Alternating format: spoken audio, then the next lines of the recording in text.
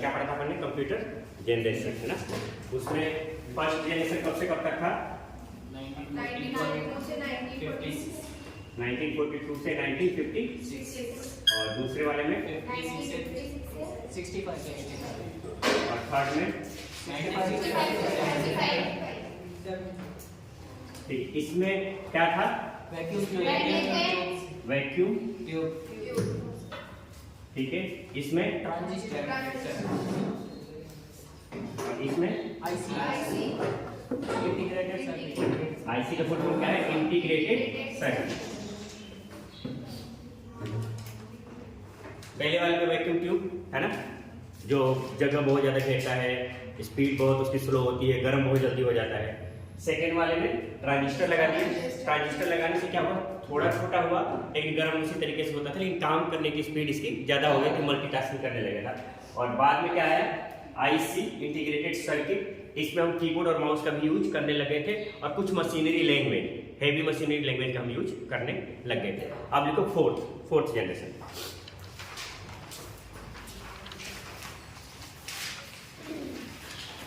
Fourth generation 1975 से 1988।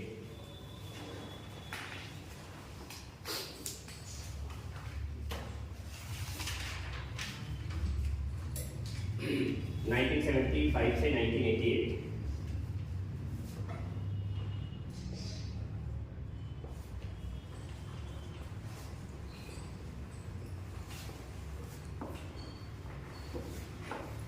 देखो इस जनरेशन में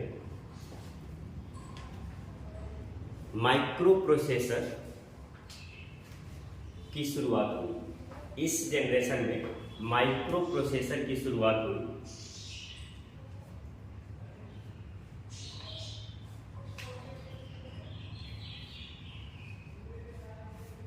जिसमें हजारों आईसी मिलाकर एक सिंगल चिप बनाया गया। हजारों आईसी मिलाकर एक सिंगल चिप बनाया गया, जो सिलिकॉन की बनी हुई थी, जो सिलिकॉन की बनी हुई थी, सिलिकॉन जो सिलिकॉन की बनी हुई थी, सिलिकॉन SILICON, सिलिकॉन की बनी हुई थी,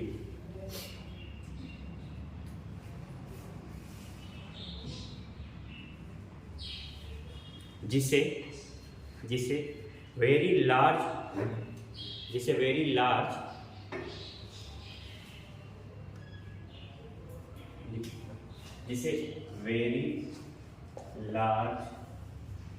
स्केल इंटीग्रेटेड चिप कहा जाता था।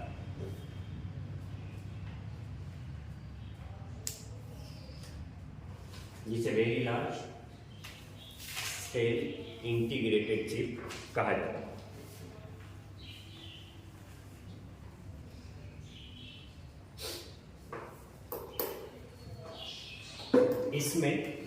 इसमें एक न्यू टेक्निक या एक नई तकनीकी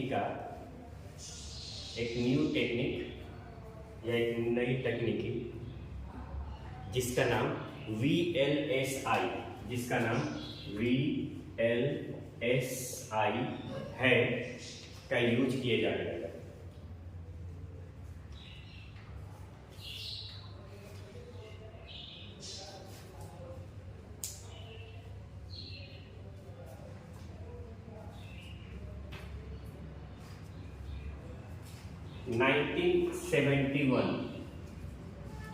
में इंटेल 1971 में इंटेल डेवलप हुआ,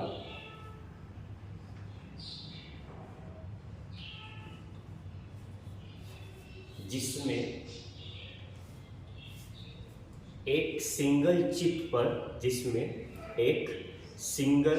चिप पर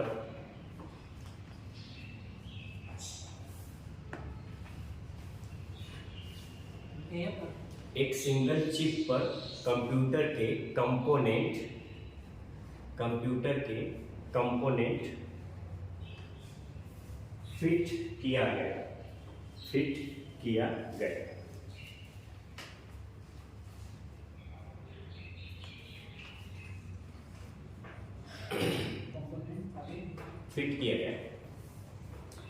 इस जनरेशन में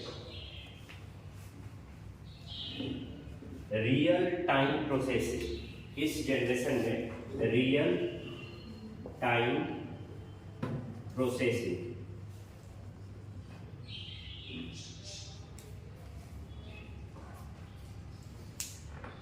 एंड डिस्ट्रीब्यूटर ऑपरेटिंग सिस्टम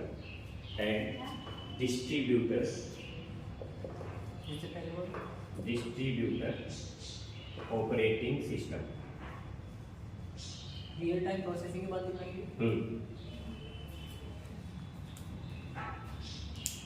का इस्तेमाल किया गया।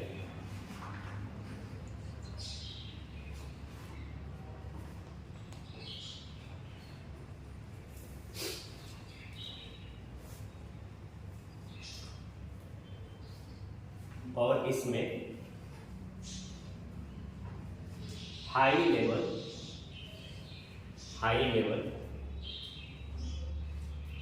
प्रोग्रामिंग लैंग्वेज जैसे C++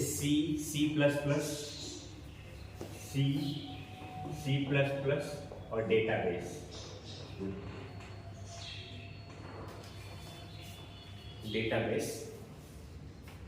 का इस्तेमाल किया गया। डेटाबेस C फिर C++ 2 प्लस लगा देना और डेटाबेस।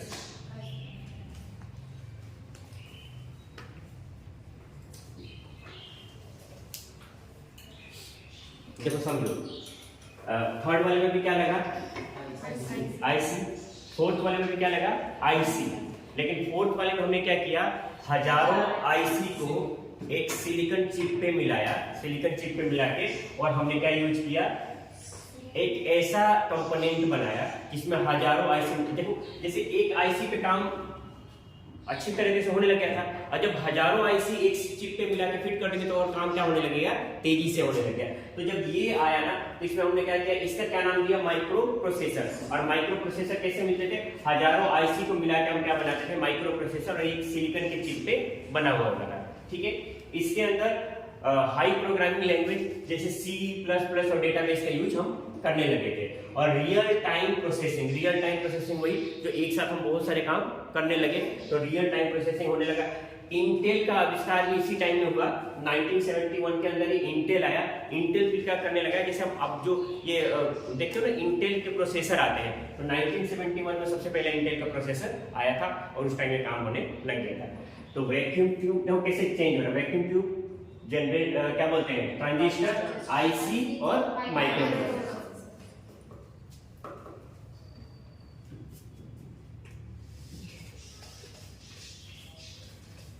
लास्ट लिखो,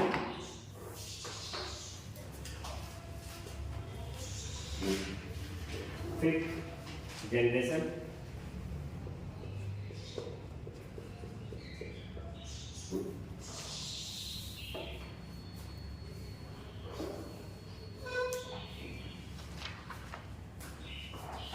फिफ्थ जनरेशन 1988 से अभी तक जो है वो सारे के सारे किसमें आ रहे हैं, फिफ्थ जनरेशन में।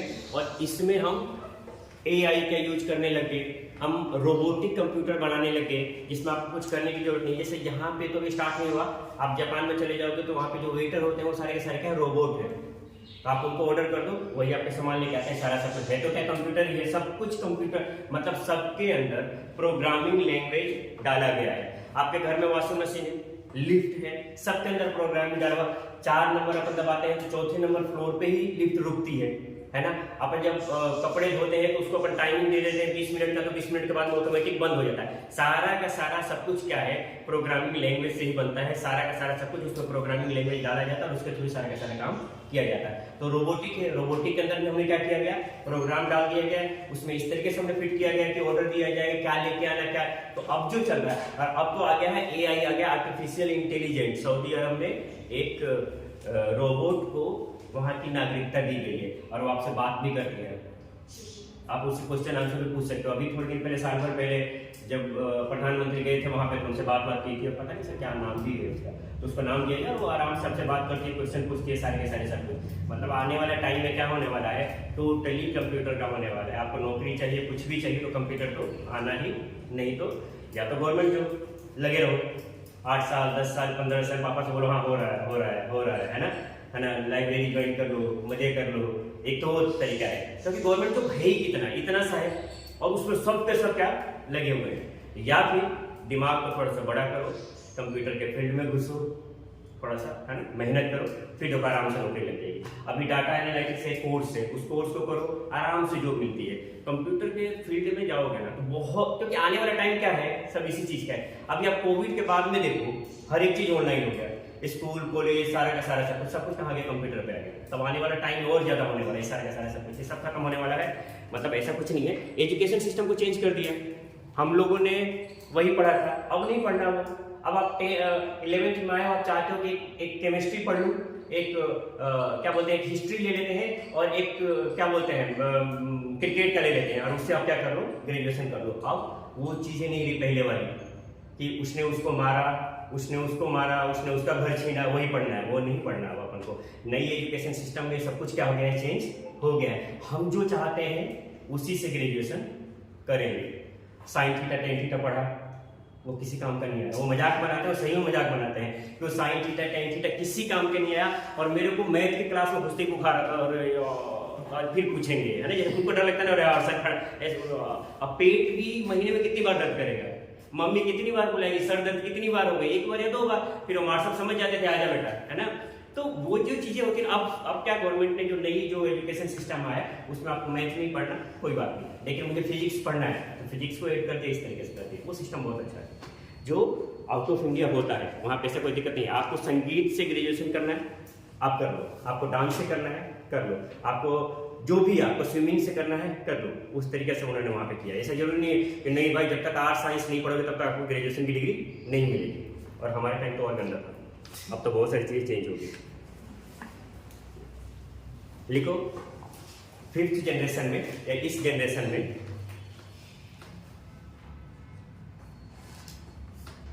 एक नई technique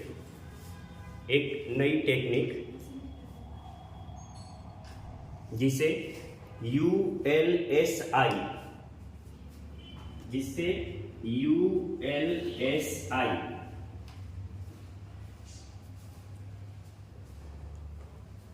ultra large scale integration. लिखूं, अल्ट्रा लार्ज स्केल इंटीग्रेशन,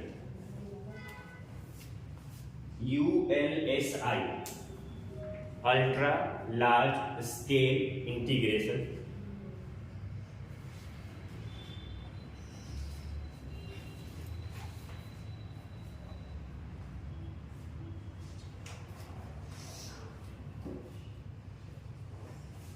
जिसमें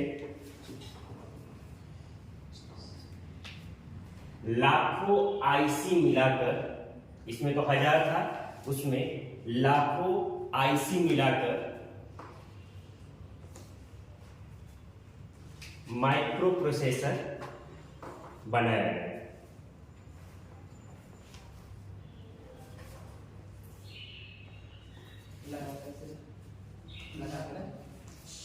माइक्रो प्रोसेसर बनाया गया।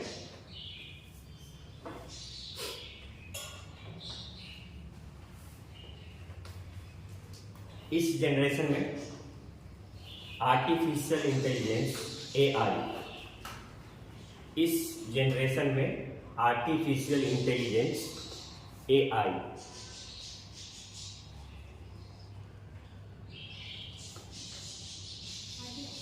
इंटेलिजेंस,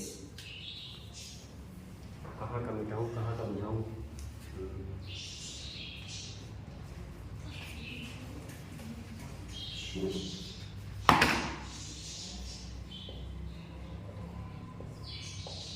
आर्टिफिशियल इंटेलिजेंस, जिसको क्या बोला जाता है AI।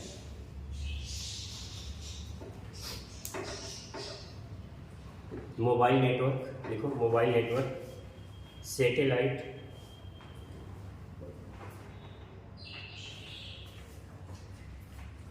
Mobile network, satellite,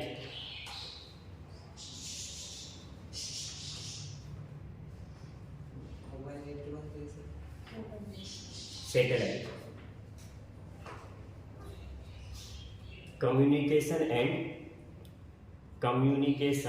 and signal data processing, communication and signal data processing start किया गया।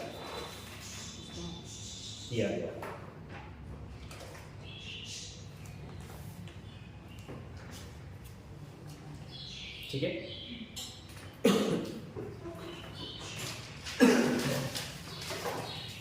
इसमें और high programming language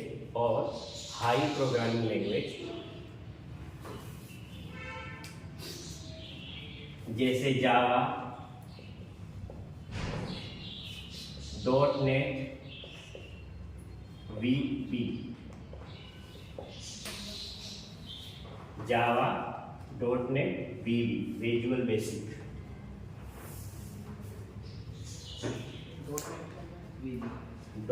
.NET, VB का इस्तेमाल होने लग गया है, या लग गया है, चल रहा है ना, जिससे कंप्यूटर मल्टीटास्किंग,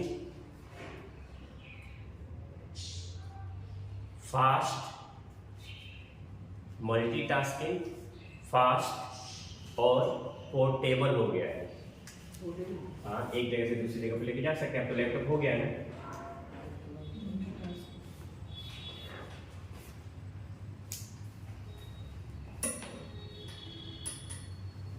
तो ये हमारे 5 जनरेशन है कंप्यूटर के। पहला जनरेशन लिख लिया सबने आप लोगों ने, एक बार बंद कर दो कॉपी को।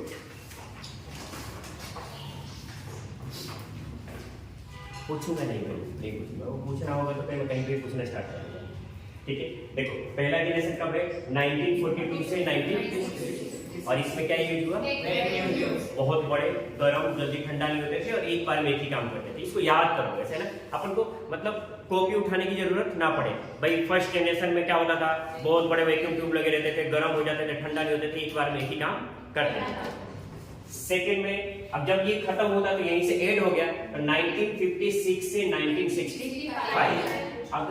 अगर 1-2 साल आगे पीछे हो जाएगा तो कोई गलती नहीं होगी, है ना। किसी के बाप दादा देखने नहीं गए थे, है ना। और बहस करें तो बहस कर लेना कि नहीं सर ऐसा नहीं होता, ऐसा ही होता है। जब आप ये लिख सकते हो कि 1956 में वो उसकी लड़ाई हुई थी, देखने तो गए नहीं थे, पता नहीं कब हुई थी, अपने किताब में छाप दिया, तो हमारे सामने प्रत्यक्ष है ना। और बोलते हैं कि प्रत्यक्ष को प्रमाण की आवश्यकता नहीं होती। तो 1956 से 1965 में हम क्या यूज करने लगे, ट्रांजिस्टर के साथ में सिस्टम वही था कि गर्म जल्दी होता था, है ना।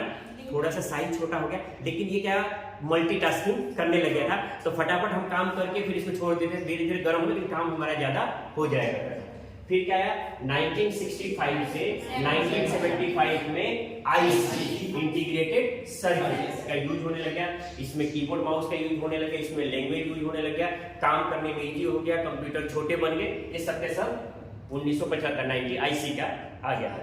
उसके बाद में क्या है 75 से लगा तो क्या आईसी, लेकिन हजारों आईसी एक सिलिकॉन के सिंगल चिप पे मिलके माइक्रो प्रोसेसर का निर्माण कर रहे हैं और उसमें keyboard, mouse, real time processing, multitasking सारा का सारा सब कुछ यूज होने लग गया और उसमें C++ जैसे प्रोग्रामिंग लैंग्वेज का यूज होने लग गया। ठीक है, लास्ट में क्या आया 1988 से टिल नाउ, मतलब अभी तक इसमें एक ULSI ultra large scale integration, जिसमें लाखों आईसी मिलके एक प्रोसेसर बनाई, माइक्रो प्रोसेसर बनाई, जिसके थ्रू सारा का सारा काम होने लगा। इसमें मल्टीटास्किंग हो गया, स्पीड इसमें तेज हो गई, पोर्टेबल हो गया और हाई मशीनरी लैंग्वेज जैसे जावा, .NET, VB का यूज होने लग गया। ठीक है,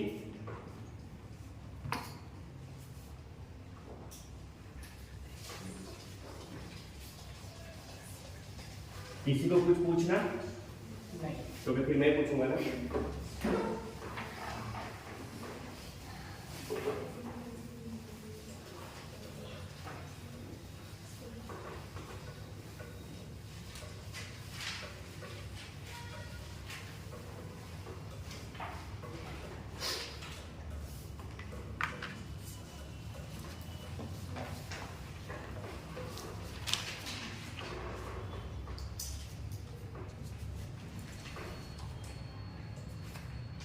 कुछ पढ़ाऊंगा नहीं और मैं आप लोगों से पूछूंगा ताकि आप लोग मुझे बता दो क्या क्या याद है, क्या क्या याद नहीं है आप लोगों को।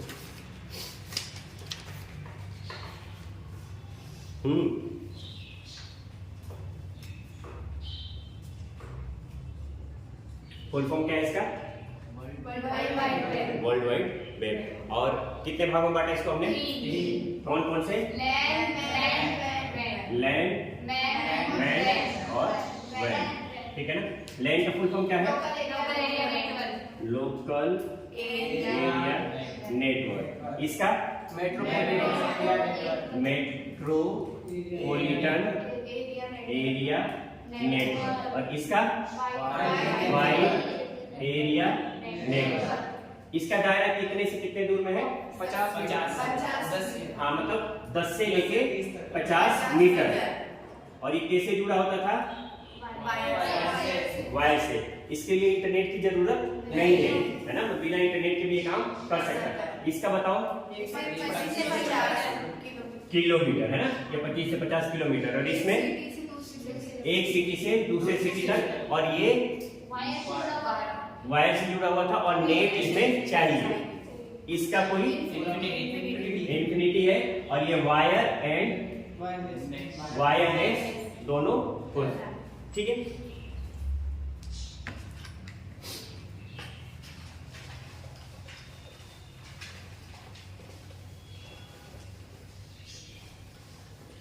तो वो प्रिंटर वाली वीडियो अपलोड नहीं हुई? क्या बेटा? प्रिंटर वाले जो पढ़ाया था उसकी वीडियो नहीं है लाइव में चले जाना सारी वीडियो में। जब लाइव वाले प्लेलिस्ट में जब लाइव जाएगा तो लाइव में सारी की सारी जितना हमने यहाँ पढ़ा है, जितनी हम यहाँ पे क्लास के अंदर सब कुछ है लाइव में सारा का सारा। अब एक चीज बता दो, जाते तुम लोग को यार, इंटेलिजेंट बच्चे हो है ना, सारे के सारे पूछने की जरूरत ही नहीं है ना। ना सर मेरे को याद है ना। अब एक काम करो आप लोग, हाँ, रोम कितने प्रकार के होते हैं? कौन कौन से? ठीक है, अब चुप हो जाए। ठीक है, अब चुप हो जाओ। हाँ हाँ, रुक गया। बता ईपीओ का फुल फॉर्म? अच्छा, ई कौन बोलेगा? पड़ोसी। हाँ बोल आशु, फुल फॉर्म बता इसका। बोल दे तो फिर मैं ना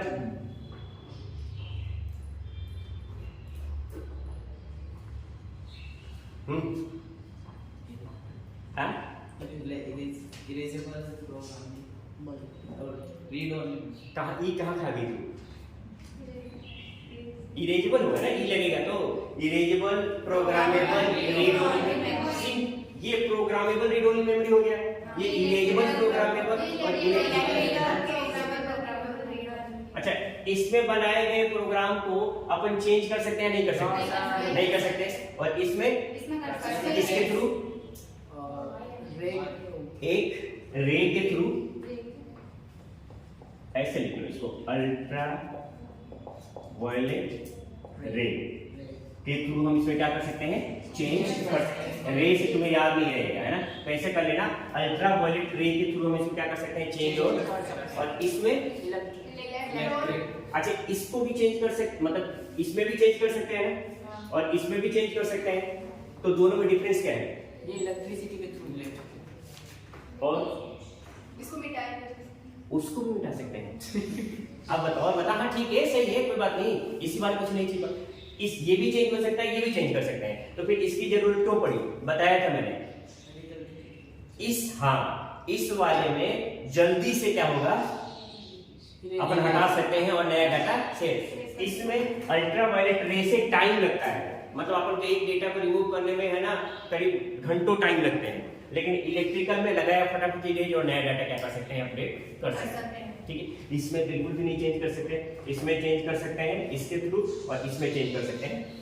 यूएसबी का फुल फॉर्म, यूएसबी का फुल फॉर्म यूनिवर्सल। यस, कहां से आ रहा है? हाँ, आगे बोल, यूनिवर्सल आगे, यूनिवर्सल सीरियल बस। यूनिवर्सल सीरियल बस, याद रखो नालायको। सर याद है ना, लेकिन आप एकदम से पूछ रहे थे। अरे तो हाँ, यही तो है, यही तो है। अभी हम गवर्नमेंट जब पेपर देते हैं तो 200 क्वेश्चन आते हैं 2 घंटे के अंदर अंदर, तो जब बच्चे पढ़ाई करते हैं तो टाइम करते हैं कि आधे घंटे के अंदर अंदर मुझे 50 क्वेश्चन तो करने के, तो अगर टाइम नहीं मिलता, लास्ट में क्या पता चलता है कि आता तो है लेकिन टाइम ही नहीं है, तो मैथ में उलझ के रह जाते हैं। नहीं तो उसका चाचा का, ताऊ की बहन की बेटी का, मौसी मेरा क्या लगेगा, रीजनिंग में रहना बाढ़ में लो, नहीं देना है ना। तो यूनिवर्सल सीरियल बस। अच्छा, HTML का नाम सुना है? HTML सुना है ना? HTML नहीं सुना? सुना तो है पर पता नहीं है ना। HTML का फुल फॉर्म लिखो, हाइपर टेक्स्ट मार्कअप लैंग्वेज। लिख लो इसको, लिख लो HTML का hyper text markup language, HYPER, hyper text markup language, markup, हाँ लैंग्वेज, HTML। डबल ए ले लो। अच्छा रुक जा यार,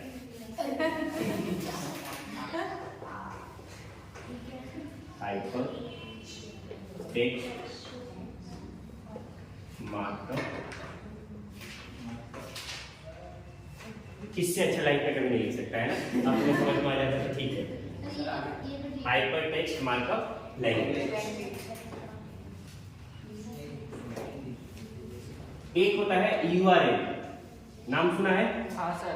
जहां पे अपन डालते हैं ना www.google.com, youtube.com, तो URL होता है। कहते हैं कि इसका URL मतलब जैसे मेरा नाम रितेश है, ऐसे ही गूगल का अपना खुद का URL होता है, यूट्यूब का अपना खुद का URL होता है। तो URL का फुल फॉर्म होता है universe resource locator.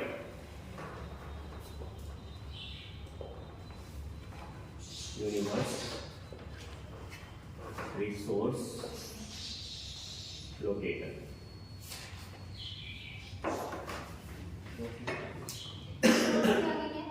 Universe resource locator.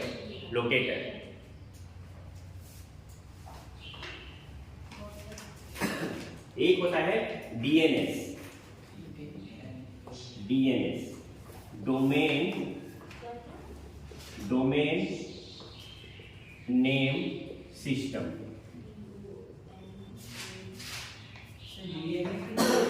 DNS domain name system.